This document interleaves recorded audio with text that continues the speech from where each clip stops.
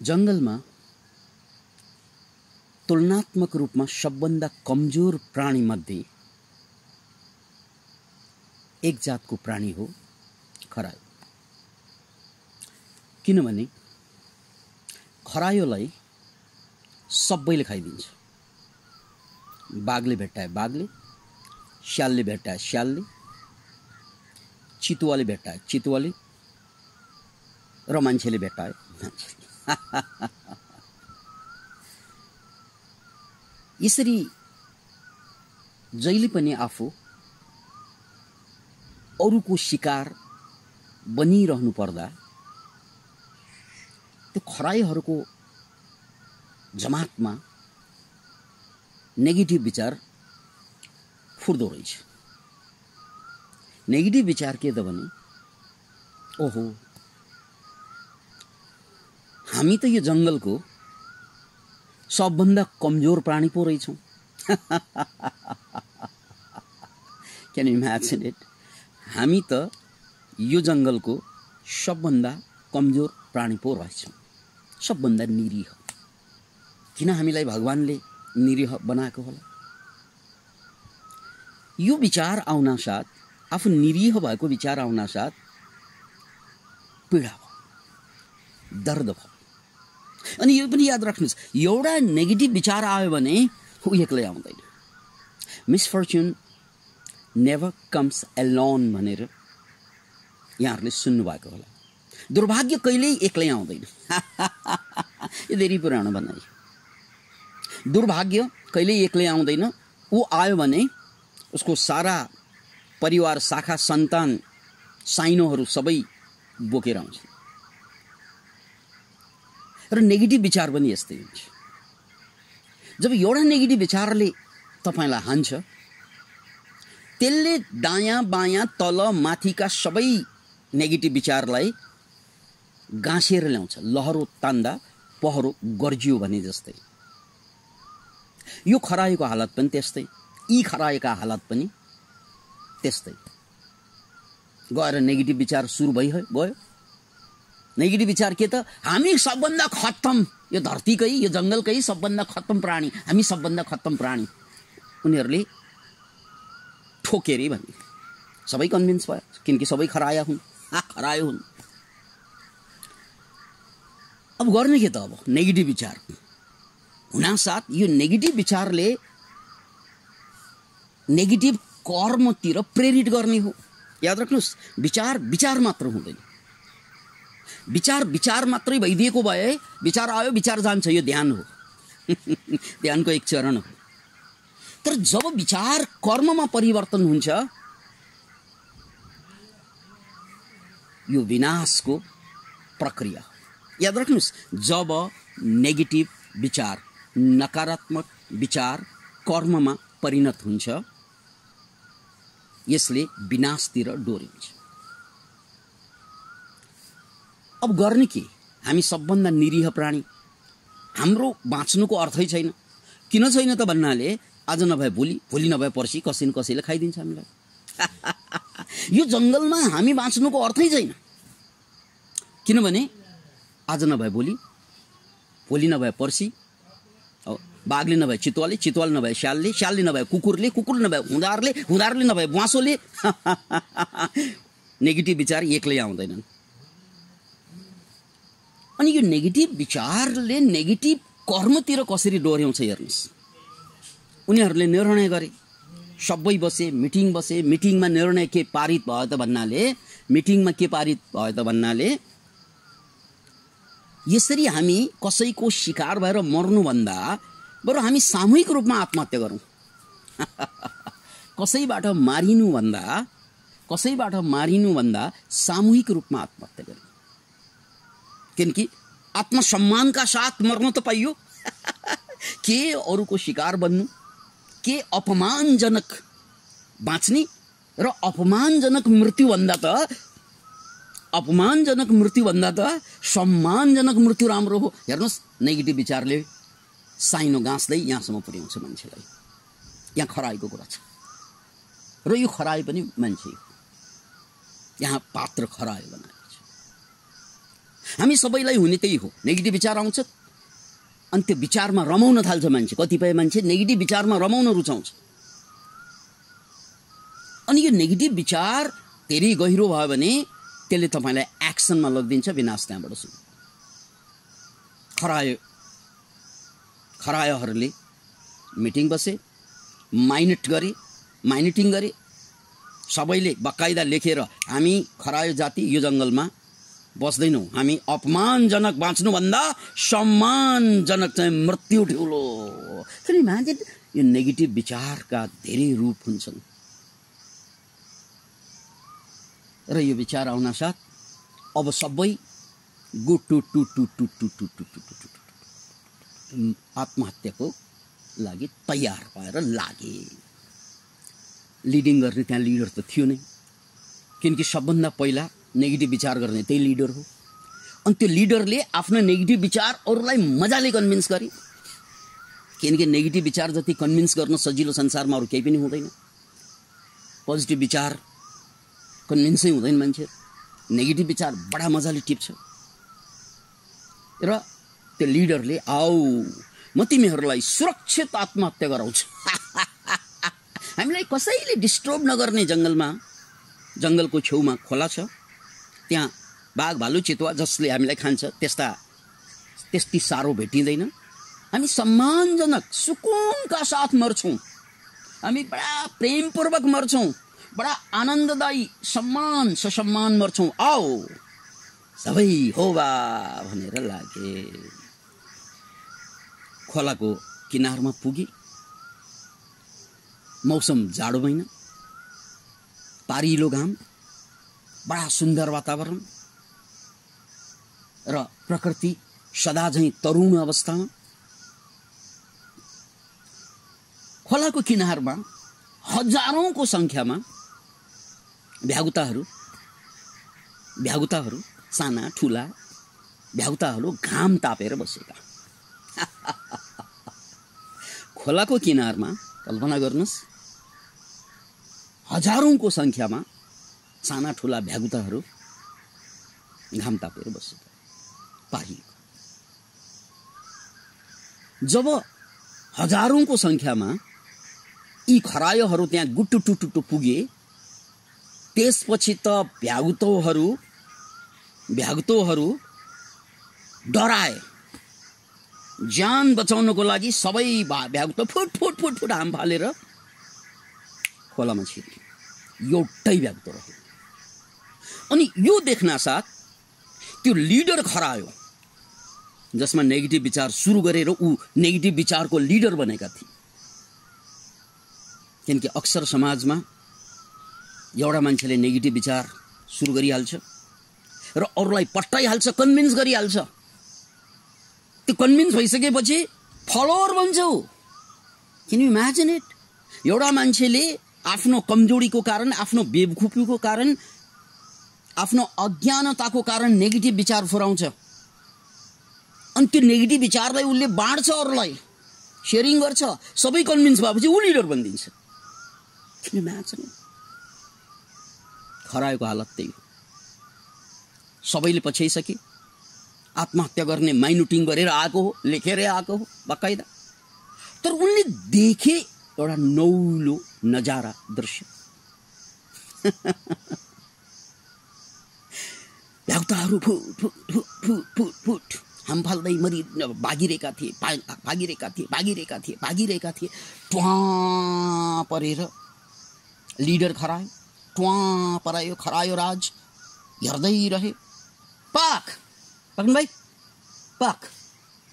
ऊ हेर्दै रहे, पाक आत्महत्या कोही नहीं करेगा, कोही कसैले गर्ने होइन। अहिले पक्नु मैले यहाँ अनौठो कुरा भेटिरहेको छु, अनौठो कुरा देखिरहेको छु। पाक अब लिडर नहो, सबै टाक खरायोहरू जहाँ कतै अडिए।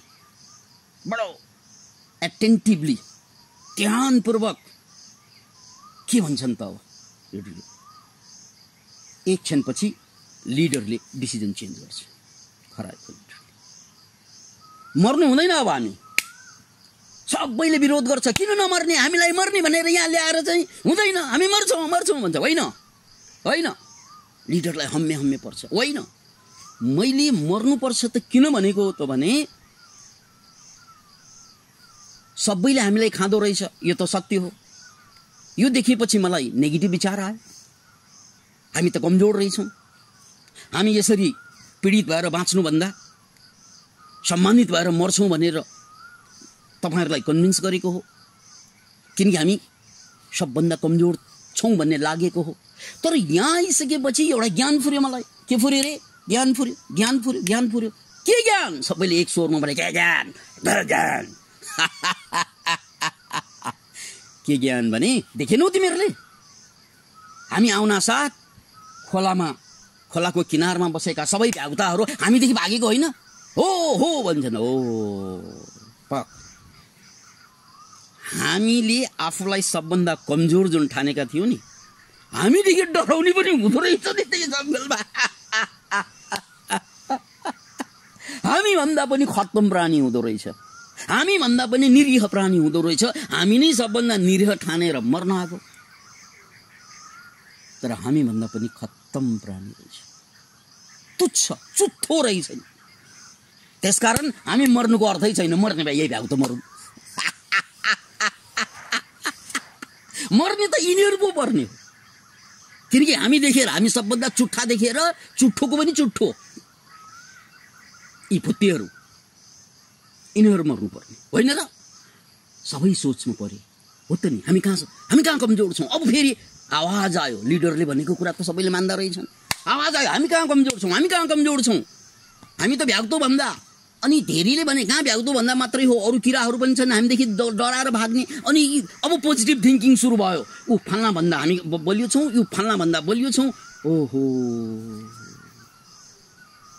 त्यसकारण हामी निरीह होइनौँ, हामी भन्दा निरीह थुप्रै छौँ। त्यसकारण हामी मर्नुको अब कुनै अर्थै छैन, तुकै छैन, किनकि आफूलाई कमजोर लागेर मर्नुपर्ने हो। हामी त आफूभन्दा बलियासँग तुलना गरेकोले कमजोर भएको रहेछ। आफूभन्दा बलियासँग तुलना गरेकोले मात्रै हामी कमजोर भएको रहेछ। हामीले यदि आफूभन्दा पनि कमजोरसँग तुलना गर्यौँ भने हामी पनि त हौँ नि के यार, हामीदेखि भाग्ने पनि त कोही छन् नि। यार, अक्सर यो नेगेटिभ विचार तपाईँको मनमा जे आउँछ नि, तुलनाको कारणले आउने होइन र? तुलनाको कारणले आउने होइन र? तुलनाको कारणले आउने होइन र? जब तपाईँलाई पीडा हुन्छ, तपाईँले जहिले पनि आफूलाई आफूभन्दा बलियासँग तुलना गरेर आफू पीडित भइदिन्छ। जहिले पनि तपाईँ आफूलाई पीडित पाउनुहुन्छ आफूभन्दा धनीसँग, आफूभन्दा राम्रासँग, आफूभन्दा सफलसँग, आफूभन्दा माथिकासँग। किन नाच्ने? इभन आफैसँग तुलना गर्दा पनि जाने कहाँ गए वो दिन भनेर तुलना गर्छौँ। आजको दिन त खत्तम छ, कुनै दिन पो दिन थियो, कुनै दिन हामी यस्तो थियौँ, म यस्तो थिएँ, उस्तो थिएँ। अरे यार, आफैसँग तुलना गरेर पनि तपाईँ पीडित हुँदो रहेछ। समाजमा, जुन समाजमा हामी बसिरहेका छौँ, जसलाई हामी मानव समाज भन्छौँ, यसलाई एउटा कल्पना गरौँ। मानव समाज भनेको मानव साङ्लोको एउटा गोलो घेरा सम्झनुहोस्। कस्तो घेरा रे? गोलो घेरा। अब कल्पना गर्नुहोस् त, गोलो घेरामा बस्दा एउटाको अगाडि अर्को, अर्कोको अगाडि अर्को हुँदा हुँदा हुँदा एउटा गोलो घेरा बनाइएको छ। त्यो गोलो घेरामा तपाईँभन्दा अगाडि त कोही छ नि गोलो घेरामा, तर तपाईँभन्दा पछाडि पनि कोही छ। अनि त्यो पछाडिको मान्छे, ओहो मेरो अगाडि त कोही छ भन्दै ऊ पीडित हुनसक्छ। म त पछि पढेँ, किनकि मैले अगाडि हेरेकोले म पछि पढेँ। पछाडि फर्केर हेर्नु, तेरो पछाडि पनि कोही छ। ए, म भन्दा चुट्ठो पनि त रहेछ नि भनेपछि म त चुट्ठो होइन रहेछ। मलाई के लाग्छ, मभन्दा अगाडिको मान्छेलाई हेर्न साथ म चुट्ठो पो हुँ कि? और नेगेटिभ विचार सुरु भयो, किनकि मैले उसँग तुलना गरेँ। तर पछाडि फर्केर हेर्दा मभन्दा चुट्ठो पनि कोही छ भनेपछि म चुट्ठो होइन। अब त्यो मान्छेले अहङ्कार पनि गर्दो होला, पछाडि हेर्दा फेरि अहङ्कार फुर्छ। ओहो, सबै मेरो पछाडि रहेछ, किनकि उसले पछाडि मात्रै हेर्छ।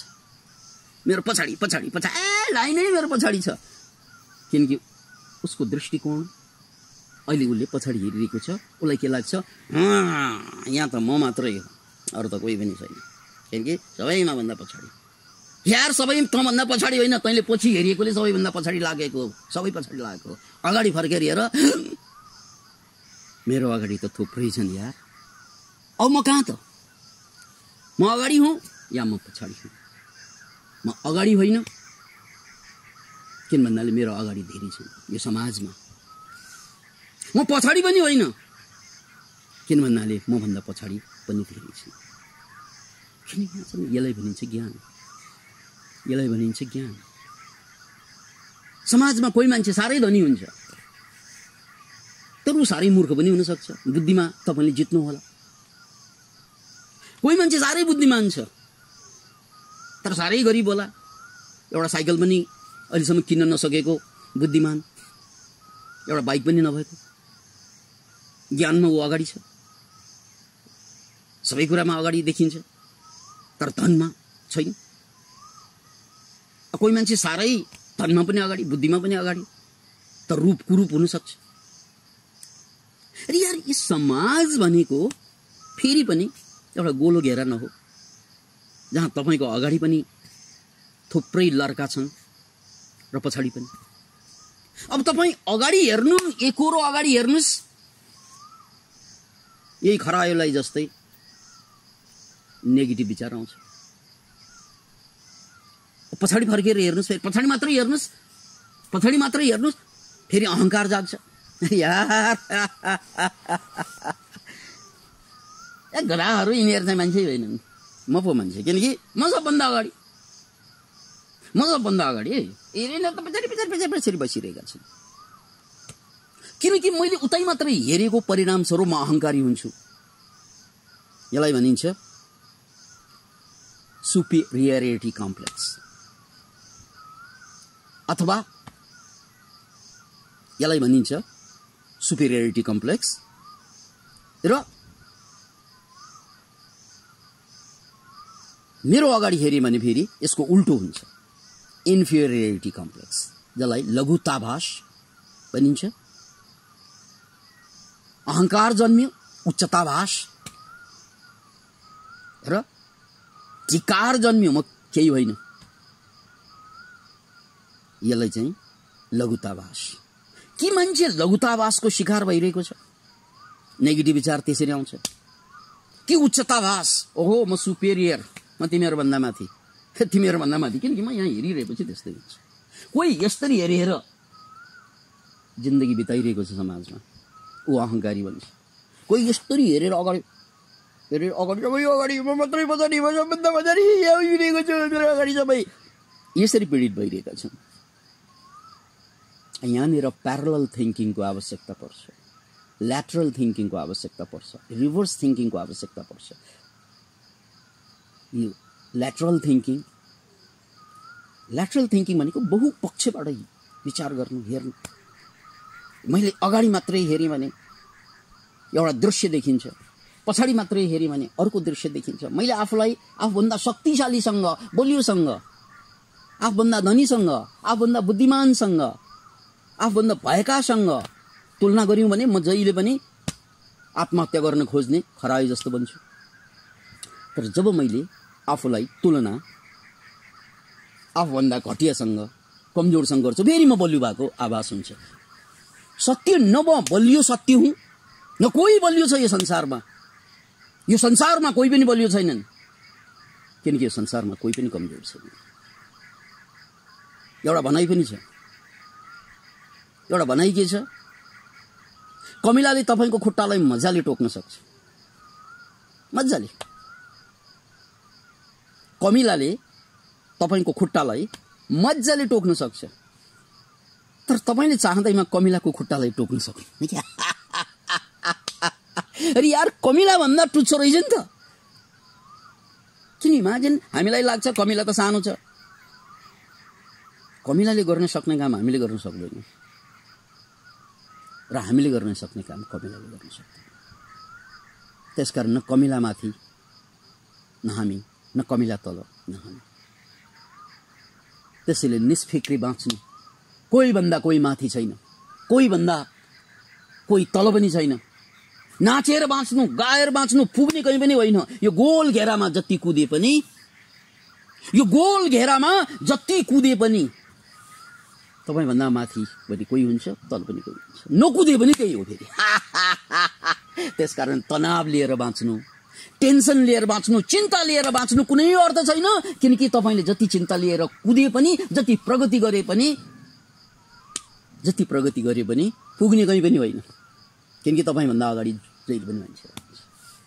तपाईलाई त्यो याद मात्रै दिलाउन चाहन्छु, संसारको अहिले सबभन्दा धनी मान्छे, सबभन्दा सफल मान्छे जसलाई भनिन्छ जेफ बेजोस, कति सफल मान्छे। इतिहासमा त्यति पैसा कमाउने मान्छे थिएन, रेकर्डेड इतिहासमा। तर एउटा श्रीमतीलाई सम्हाल्न सकेन। खरबौं खरब कमाउने एउटा श्रीमतीलाई सम्हाल्न सकेन भन्नुहोस्। श्रीमती सम्हालेकाहरूले, श्रीमतीलाई प्यार दिएर, सम्मान दिएर अगाडि बढ्ने मान्छे समाजमा थुप्रै छन् र यो खरबौं कमाएकाले श्रीमतीलाई जोगाउन सकेन। त्यस्तै हालत एलन मस्क, धरतीको सबभन्दा बुद्धिमान भिजनरी मान्छे, सबैले मानेको मै पनि मान्ने मान्छे, सम्बन्धको सवालमा उनी पनि त्यस्तै एउटा श्रीमतीलाई सम्हाल्न गए। किन मान्छे कति निरीह होला यिनीहरू। त्यसकारण दुनियाँमा कोही पनि मान्छे कोही भन्दा अगाडि छैन, पछाडि छैन। हामी सबै कुदे पनि समान, नकुदे पनि समान। यति बुझेपछि अब कुद्ने बाहिर होइन रहेछ। किनकि बाहिर कुदेर थकान मात्रै हुन्छ, हुने केहीवाला छैन, हुनेवाला केही छैन, खाली थकान हुन्छ। यात्रा बाहिर होइन मित्र, जीवनको यात्रा भित्र हुन्छ। बाहिरको यात्रा त चलि नै रहन्छ। यो गोल घेरामा पृथ्वी घुमे जस्तै मान्छे घुमि नै रहन्छ। देश काल परिस्थिति अनुसार कहिले स्पिड बढ्छ, कहिले घट्छ, स्वीकार गर्ने। कोरोनाको कारणले गर्दा स्पिड घटेको छ, स्वीकार गर। यो खुल्छ, स्पिड बढ्छ, स्वीकार गर। बाहिर त स्वीकार गर्ने, जे छ त्यसलाई स्वीकार गर्ने र जे प्राप्त छ परमात्माको प्रसाद स्वरूप खुसी रहने। अब अन्तरको कुरा छ। यो सरल रेखाको यात्रा हो, अन्तरयात्रा। ज्ञान, ध्यान, योग आदि इत्यादि जति पनि छन् आफूतिर लम्किने यो अनन्त यात्रा। बस तपाईं अगाडि बढ्न सक्ने त यही ठाउँ मात्र। किनकि यो अन्तरयात्रामा तपाईको अगाडि कोही हुँदैन, किनकि भित्र र तपाईको पछाडि पनि कोही हुँदैन। त्यसकारण यो अन्तरयात्रा मात्रै, जति गए पनि गइ नै रहन सक्ने ठाउँ। जति अन्तरमा छिर्यो त्यति आनन्द। यो आकाश हो। यो आकाशमा जति उडे पनि ठोकिने ठाउँ कहीँ पनि हुँदैन। तर धरती भनेको त कोठा जस्तो नहो, पन्छी उड्यो कि ठोकिहाल्छ। लडिया धेरै उड्न थाल्यो भने ठोकिन्छ। काँड गएर ठोकिन्छ थाहा छैन। कोही पत्नीमा, कोही पतिमा, कोही पैसोमा, कोही अहंकारमा, कोही सरकारमा ठोकिन्छ। नठोकिने ठाउँ भित्र मात्र। पुनः त्यो खरायोको कथालाई फेरि म सम्झाइदिन चाहन्छु कि खरायो जंगलको निरीह प्राणी, किनभने उनले सोच्छ कि ऊ भन्दा शक्तिशाली धेरै छन्, उनीहरूले खाइदिन्छ। ऊ निरीह थिएन, सोचेको कारणले निरीह। जब उनीहरूले भ्यागतोलाई देखे, बल्ल उसलाई थाहा भयो, उनीहरूलाई थाहा भयो हामी निरीह होइन रहेछ, हामीभन्दा कमजोर पनि कोही रहेछ। त्यसपछि जे छ जीवन जस्तो परमात्माले दिएको छ प्रसाद स्वरूप, फेरि नाच्न थाले, फेरि गाउन थाले खरायोहरू, फेरि हाँस्न थाले खरायोहरू। किनकि यहाँ खरायो मान्छेको सिम्बल हो अनि धन्य भयो खरायो। त्यसकारण मान्छेलाई यो बेला सबभन्दा बढी चाहिने कुरा भनेको के हो? ज्ञान। ज्ञान सुनेर पनि आउँछ, ज्ञान चिन्तन गरेर पनि आउँछ, ज्ञान अनुभव गरेर पनि आउँछ र सर्वोच्च ज्ञान ध्यानबाट।